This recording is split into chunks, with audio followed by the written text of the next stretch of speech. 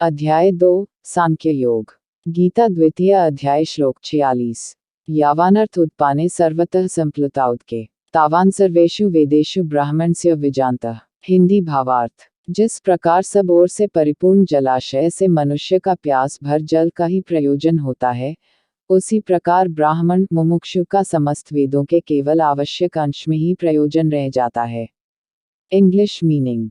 Just as a thirsty man requires only sufficient water for quenching his thirst from a reservoir full of water, similarly a liberated person takes that portion from the Vedas which is essential. Gita द्वितीय अध्याय श्लोक 47। कर्मण्येवाधिकारस्ते मा फलेषु कदाचन मा कर्मफल हेतुर्भुर्मा ते संगोस्त्व कर्मणि। हिंदी भावार्थ। तुम्हारा अधिकार कर्म करने में ही है, उनके फलों में नहीं। तुम कर्मों के फल का कारण मत बनो और तुम्हारी कर्म न करने में भी आसक्ति न हो। English meaning. Your authority, duty, control is in actions alone and not in their results. Results of action should not be your motive and you should not get attached to an action either. Gita द्वितीय अध्याय श्लोक 48। योगस्थः कुरु कर्माणि संत्यक्त्वा धनंजय सिद्धे सिद्धयो समो भूत्वा समत्व योग उच्यते। हिंदी भावार्थ। हे धनंजय, योग में स्थित रहते हुए तुम आसक्ति को त्याग कर सिद्धि और असिद्धि में समान रहकर कर्मों को करो, इस समता को ही योग कहते हैं। English meaning. O Dhananjay, winner of money, remain established in yoga, you do your duty without attachment and with indifference to success और failure. This evenness is called yoga. Gita द्वितीय अध्याय श्लोक 49। दूरेन ह्यवर कर्म बुद्धि योगा धनंजय बुधो शरणमन विच कृपणा फलहित्व। हिंदी भावार्थ। हे धनंजय, इस समता रूपी बुद्धियोग से सकौम कर्म अत्यंत ही निम्न श्रेणी के हैं, इसलिए तुम संबुद्धि का ही आश्रय लो क्योंकि आसक्ति पूर्वक कर्म करने वाले अत्यंत दीन हैं। English meaning. O Dhananjaya, actions with attachment for mundane things are far inferior to this yoga of evenness. So you take refuge of this equanimity as those who act due to attachments are wretched. Gita द्वितीय अध्याय श्लोक 50। बुद्धियुक्तो जहाति उभय सुकृता दुष्कृते तस्माद्योगाय युज्यस्व योगः कर्मसु। हिंदी भावार्थ। सम बुद्धियुक्त पुरुष पुण्य और पाप दोनों से इसी लोक में मुक्त हो जाता है, इसलिए तुम समत्व रूप योग के लिए प्रयत्न करो। यह समत्व रूप योग ही कर्मों में कुशलता है, अर्थात कर्म बंधन से छूटने का उपाय है। English meaning. A person endowed with this wisdom of equanimity becomes free from good and bad on this earth itself. So you try for this yoga of equanimity. Performing actions with adherence to this yoga is the real skill, as it frees from bondage of actions and their results.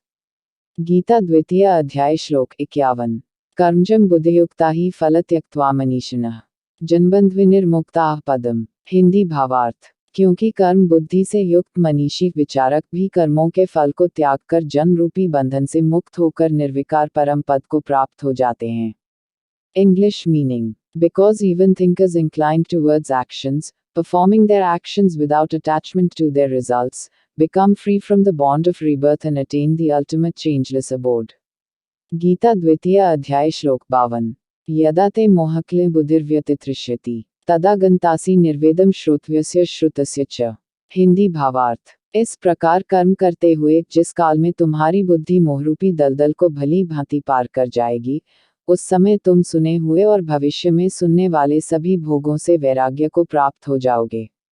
English meaning. Practicing like this when your intellect will fully cross beyond the mire of delusion, then you will become unattached to all the pleasures you have heard of till now or will hear in future. Gita द्वितीय अध्याय श्लोक 53। श्रुतिवे प्रतिपन्ना ते यदा स्थास्यति निश्चला समाधावचला बुद्धिस्ता योगम वाप्स्यसि। हिंदी भावार्थ। भांति भांति के वचनों को सुनने से विचलित हुई तुम्हारी बुद्धि जब स्थिर होकर अचल समाधि में स्थित हो जाएगी, तब तुम्हारी बुद्धि योग को प्राप्त हो जाएगी। English meaning. When your intellect, which is now perplexed by hearing various thoughts, will become steady and established in self, you will attain this yoga. Gita द्वितीय अध्याय श्लोक 54। अर्जुन उवाच स्थितप्रज्ञस्य का भाषा समाधिस्थस्य केशव स्थितिः किं प्रभाषेत किमासीत व्रजेत। हिंदी भावार्थ। अर्जुन बोले, हे केशव, समाधि में स्थित स्थिर प्रज्ञा वाले पुरुष का क्या लक्षण है? वह स्थिर बुद्धि वाला पुरुष कैसे बोलता है, कैसे बैठता है और कैसे चलता है। English meaning. Arjun says, O Keshava, what are the characteristics of man with established intellect? How does that man of steady intellect speak, how he sits and how he moves? Gita द्वितीय अध्याय श्लोक 55। श्रीभगवानुवाच प्रजहाति यदा सर्वान् पार्थ आत्मैवात्मना तुष्टः स्थितप्रज्ञस्तदोच्यते। हिंदी भावार्थ।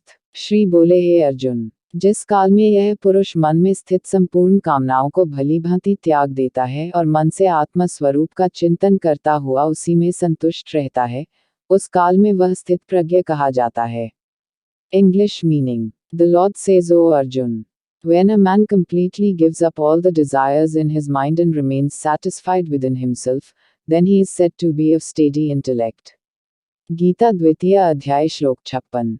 डखेष्वनुद्विग्नमनाः सुखेषु विगतस्पृहा वितरागभय क्रोधः स्थितिर्मुनिरुच्यते। हिंदी भावार्थ। डहकों की प्राप्ति होने पर जिसके मन में उद्वेग नहीं होता, सुखों की प्राप्ति में सर्वथा निष्प्रह है तथा जिसके राग, भय और क्रोध नष्ट हो गए हैं, ऐसा मुनि स्थिर बुद्धि कहा जाता है। English meaning. Whose mind is not distressed in calamities, who does not long wish for pleasures, who is free from attachment, fear and anger, such a sage is called a man of steady intellect. Gita द्वितीय अध्याय श्लोक 57। यह सर्वत्रान्विस्नेहस्तत्तत् प्राप्य नाभिनंदति न द्वेष्टि तस्य प्रज्ञा प्रतिष्ठिता। हिंदी भावार्थ। जो पुरुष सर्वत्र स्नेहरहित हुआ यदृच्छया प्रारब्धवश प्राप्त शुभ या अशुभ से न प्रसन्न होता है और न द्वेष करता है, उसकी बुद्धि स्थिर है। English meaning. Who is without attachment anywhere, is satisfied with whatever he gets, good or bad, neither likes or dislikes, his intellect is steady. Gita द्वितीय अध्याय श्लोक 58। यदा संहर्ते चायं कूर्मोऽङ्गनीव सर्वशः इंद्रियाणीन्द्रियार्थेभ्यस्तस्य प्रज्ञा प्रतिष्ठिता। हिंदी भावार्थ। जैसे कछुआ अपने अंगों को सब ओर से समेट लेता है, वैसे ही जब यह पुरुष इंद्रियों को इंद्रियों के विषयों से सब प्रकार से हटा लेता है, तब उसकी बुद्धि स्थिर है। English meaning. Just as a tortoise withdraws its limbs from all sides at will, when a man completely withdraws his senses from the sense objects, his intellect is said to be established. Gita द्वितीय अध्याय श्लोक 59।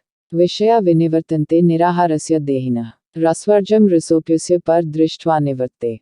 हिंदी भावार्थ। इंद्रियों द्वारा विषयों को ग्रहण न करने वाले पुरुष के भी विषय तो निवृत्त हो जाते हैं, परंतु उनमें रहने वाली आसक्ति निवृत्त नहीं होती। इस स्थितप्रज्ञ पुरुष की तो आसक्ति भी परमात्मा का साक्षात्कार करके निवृत्त हो जाती है। English meaning. Any man can momentarily withdraw his senses from the sense objects, but attachment for them still remains.